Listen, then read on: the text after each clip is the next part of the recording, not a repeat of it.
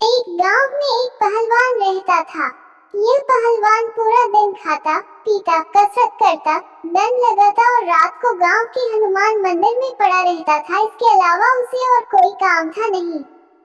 गांव के लोगों को पहलवान बहुत पसंद था, क्योंकि इस पहलवान की वजह से उस गांव में कोई भी चोरी चकारी या लूटपाट करने की हिम्मत नहीं करता था। ऊपर से पहलवान की वजह से उस गांव की ख्याति अड़ोस पड़ोस के कई और गांव में भी फैली थी, इसलिए यह पहलवान गांव में सबका चाहेता बन बैठा था। इस पहलवान को हम घमंडी तो नहीं कह सकते, लेकिन यह पहलवान मिजाज से थोड़ा शरारती था। मंदिर के पास से होकर जाने वाला रास्ता इस गांव में रहने वाले राजा के बाहर आने जाने के लिए एकमात्र मुख्य रास्ता था। जब जब राजा अपने हाथी पर सवार होकर इस रास्ते से गुजरता था तो पहलवान अपनी शरारत करता था। पहलवान उस हाथी की पूंछ पकड़कर लटक जाता था और वह इतना बलवान था कि हाथी उसे गिराने की कई नाकाम कोशिश करता, लेकिन पहलवान टस से मस ना होता और इस तरह से राजा गांव वालों की हंसी के पात्र बन जाता था। राजा पहलवान की इन हरकतों से बहुत परेशान हो गया था।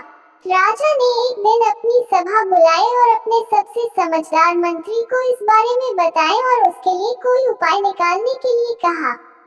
मंत्री ने राजा से कहा कि आप उस पहलवान को यहाँ बुला लीजिए और उसे कहिए कि आप उसे नौकरी देने वाले हैं। अगले ही दिन पहलवान राजा के दरबार में था।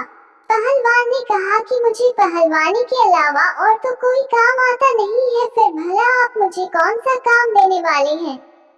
मंत्री ने पहलवान से कहा कि राजा ने तुम्हें आज से नौकरी पर रख लिया है और तुम्हें बस इतना करना है कि सुबह 6 बजे तुम्हें उस मंदिर में दिया जलाना है और रात को 12 बजे उस दिए को बुझा देना है। इसके लिए तुम्हें महीने में 30 रुपए मिलेंगे। उस जमाने में 30 रुपए बहुत बड़ी रकम होती थी, इसलिए पहलवान उस काम के लिए मना नहीं कर पाया। उसने सोचा सिर्फ दिया जलाना और बुझाना ही तो है और इसके बदले पूरे 30 रुपए मिलेंगे। पहलवान उसी दिन से राजा की दी हुई उस नौकरी पर लग गया। पहलवान के वहां से जाने के बाद राजा मंत्री पर बहुत गुस्सा हुआ। राजा ने कहा कि तुमने यह क्या किया?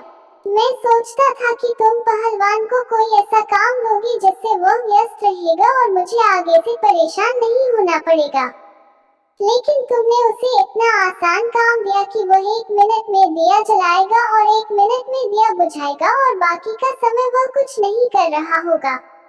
यानी कि जब मुझे उस रास्ते से गुजारना पड़ेगा तो वह फिर ऐसा कुछ करेगा जिससे मेरी जगह साई होगी। मंत्री ने राजा को विश्वास दिलाते हुए कहा कि महाराज आप मुझ पर भरोसा रखिए। एक और काम और आपको करना है, सिर्फ 30 दिनों तक आपको उस रास्ते से नहीं गुजरना है।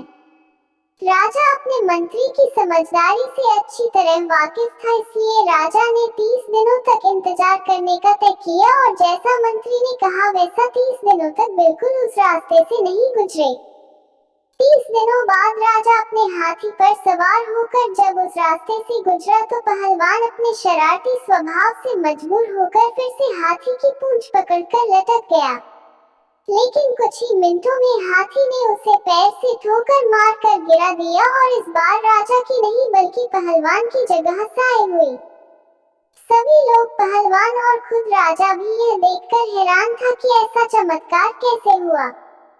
राजा अपना सफर खत्म करके जब अपने महल लौटा तो उसने अपने मंत्री को यह सारी बात बताई और पूछा कि मुझे बिल्कुल समझ में नहीं आया कि यह चमत्कार कैसे हुआ।